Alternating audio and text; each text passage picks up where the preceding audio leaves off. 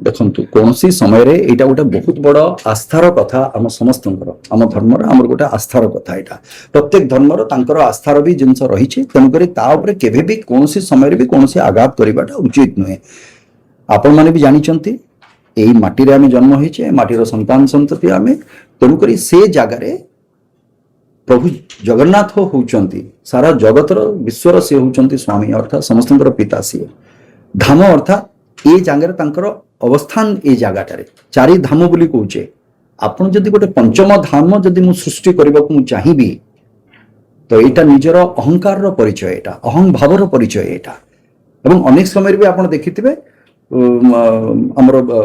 ମମତା ବାନିଜୀ ମହୋଦୟା ସେ ବି ଆସିଛନ୍ତି ପୁରୀ ମନ୍ଦିରକୁ ଯାଆନ୍ତି ଜଗନ୍ନାଥଙ୍କ ଭକ୍ତ ବୋଲି କୁହନ୍ତି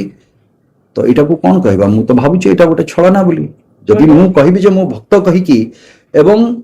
ଆମର ଧର୍ମରେ ଏବଂ ମହାପ୍ରଭୁଙ୍କର ହଉଛି ଦାରୁ ବ୍ରହ୍ମ ଅର୍ଥାତ୍ କାଠରେ ତିଆରି ହେଇଥାଏ କାଷ୍ଠ ନିର୍ମିତ ସେ ମୂର୍ତ୍ତି ସେ ଦାରୁ ବ୍ରହ୍ମ କୋଉଥିରେ ତିଆରି କରିଛନ୍ତି ତାକୁ ପଥରରେ ତାହେଲେ ପାଷାଣର ମୂର୍ତ୍ତି କେମିତି ଆମେ ଆଜି ଇସ୍କନରେ ଅମୁକରେ ସେମାନେ ଅଦିନିଆ କରୁଛନ୍ତି କେତେ ପ୍ରକାରର ରିଆକ୍ସନ ଆସୁଛି ଭାବନ୍ତୁ ସେ ଜାଗାରେ ଏବଂ କେତେ ପଶ୍ଚିମବଙ୍ଗରୁ ମହାପ୍ରଭୁଙ୍କର ଭକ୍ତ ଅଛନ୍ତି ଯେଉଁମାନେ ଆସନ୍ତି ପୁରୀ ଦର୍ଶନ କରନ୍ତି ଯାଆନ୍ତି ଏସବୁ ହୁଏ